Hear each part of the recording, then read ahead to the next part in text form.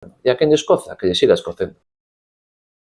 Boas, compañeros e compañeras, única resolución judicial, maneiras de recollelo a nivel informativo para a opinión da clase traballadora e da sociedade en xeral e como se transversa a información tendenciosamente.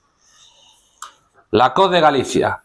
El Supremo declara firme la sentencia que anuló la paga de beneficios para los trabajadores de Stellantis. O voceiro habitual da empresa, Faro de Vigo. El Tribunal Supremo declara firme la sentencia que anuló la paga de beneficios de Stellantis en España tras denuncia de la CUT. ¿Qué poder tenemos? Atlántico Diario.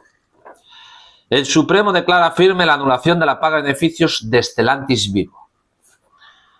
Fixadevos como se intenta manipular a opinión pública e a clase traballadora en xeral.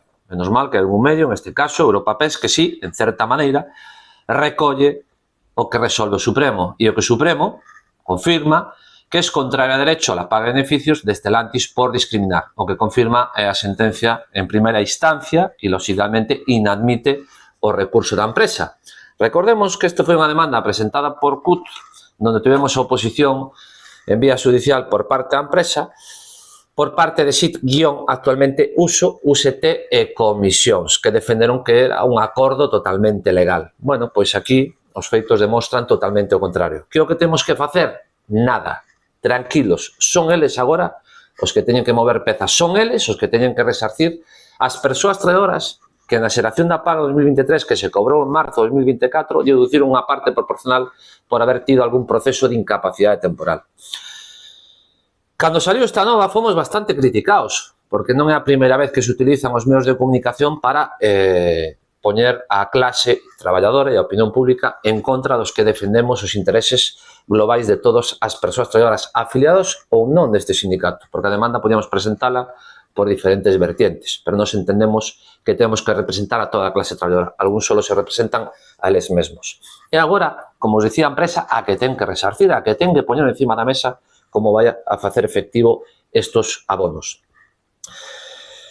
Teño escoitado discursos contrarios neste sentido, que ten certa lógica que as persoas traballadoras que estuveron de incapacidade temporal que non teñan dereito a cobrar esa parte proporcional. Non esquezamos que moitas das nosas patoloxías, tanto traumatolóxicas como psicolóxicas, moitas veces veñen derivadas da realización do noso posto de traballo e sistemáticamente nos están desviando a seguridade social para que sigan aumentando as listas de espera e que sea con cargo horario público a nosa curación e satanizando as persoas que están de baixa, como está facendo agora a empresa e tamén a Xunta de Galicia, intentando meternos a man no pé ou fomentando altas cando moitas persoas traedoras, en este caso, non están en actitude de volver a recuperarse o posto de traballo, pero nos están satanizando, non están indo a raíz do problema.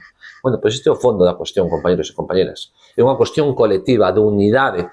Non podemos entrar no discurso da empresa, nese canibalismo individual que nos quere someter, que xa nos somete entre marcas e nos somete entre as propias plantas do grupo. Si queremos un vehículo, temos que renunciar ás nosas condicións económicas e sociais. E agora tamén nos queren levar ese canibalismo individual para que cuestionemos o traballador da lado que cae unha baixa. E iso acordo que queren fomentar, porque ahora, a partir de ahora, tamén vai ter en conta os procesos de IT, vai ter en conta 40.000 variables, la valoración del encargado. O sea, non vale xa como que desempeñamos o noso posto de traballo, temos que caerlle ben o encargado. Entón, compañeros e compañeras, ante todo, moita calma. Nos denunciamos a paralización da paga de beneficios, que recordemos, a fixo a empresa unilateralmente. Tamén é certo que ese ano non había reparto de dividendos, pero iso nos culpabilizou a nós. E tamén xa denunciamos o bonus discrecional a parte que se nos deduciu. Dúas demandas que están pendientes de xuicio e de resolución. Vamos a ver que pasa no futuro. Así que, tranquilidade. Nos seguiremos aquí pelexando e loitando. E a quen lle escoza, que lle siga escocendo.